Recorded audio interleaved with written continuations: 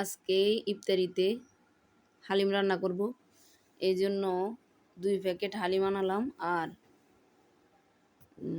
মুরগি আগে থেকে কেটে রেখেছি 2 কেজি।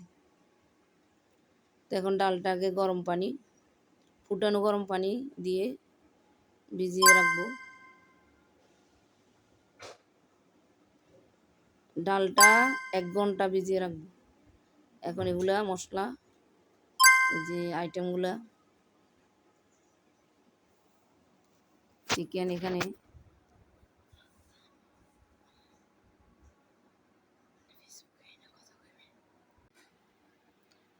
হাঁড়িতে প্রথমে তেল দিয়ে তারপর পেঁয়াজ একটু লালচে হওয়ার পর আদা রসুন বাটা, তারপর মাংস দিয়ে দেব।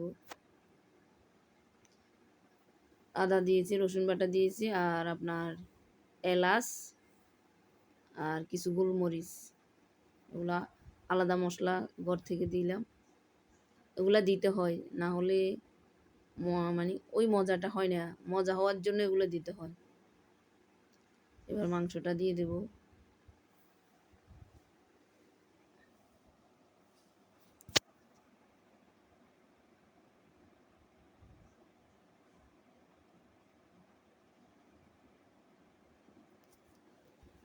মাংসটা একটু নাড়াচাড়া করে তেলের মধ্যে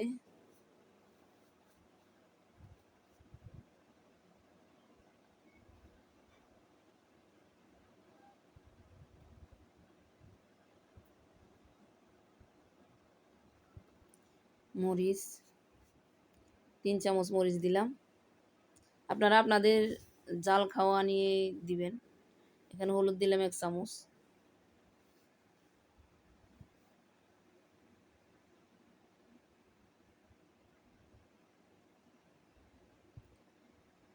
হালিমের মশলা এখন হাফ দেব। নেক্সট রান্না শেষ হওয়ার আগ মুহূর্তে বাকিগুলো দিয়ে দেব।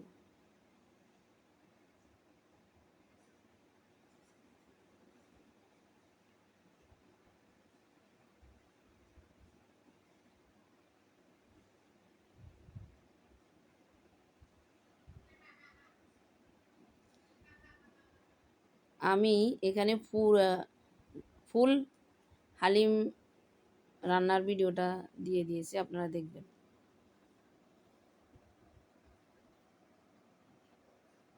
ডালটা ঢেলে দিলাম, ভিজিয়ে রাখা ডালটা ঢেলে দিয়েছি। গরম পানি দিয়ে দেব ফুটানো।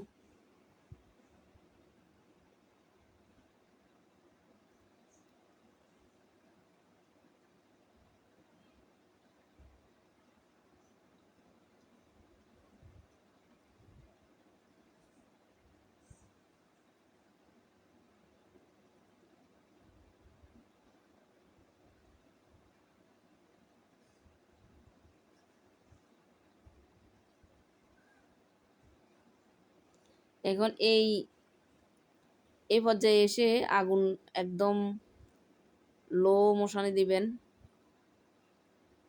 লো মোশনে দিয়ে 1 ঘন্টা চুলায় রাখবেন, না হলে আপনার চাল ডাল ভালোভাবে হয় না।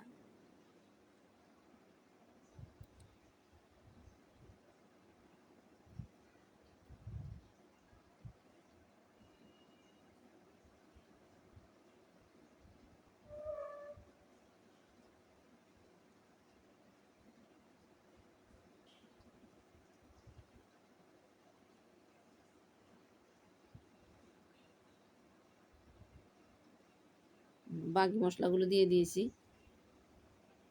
যে মশলাগুলো আমি উঠিয়ে রেখেছিলাম ওই মশলাগুলো।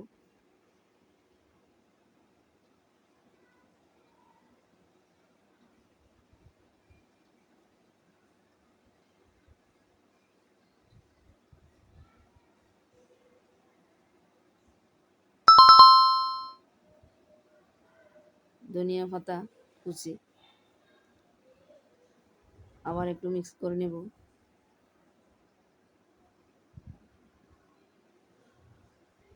আমার মাংসগুলো একেবারে একটু মানে ভেঙে যায় না, সুন্দর ছিল।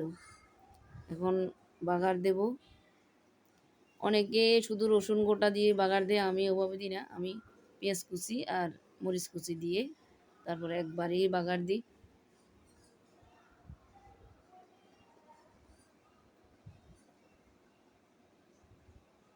আমি আর ওইভাবে পেঁয়াজের বেরেস্তা দিই না, এভাবেই দিই। এভাবেই অনেক মজা হয়। আপনারা এভাবে একবার বানিয়ে দেখবেন।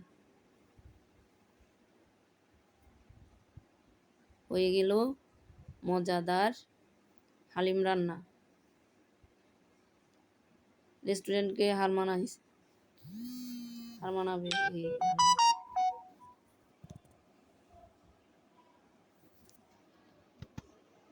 অনেক মজা।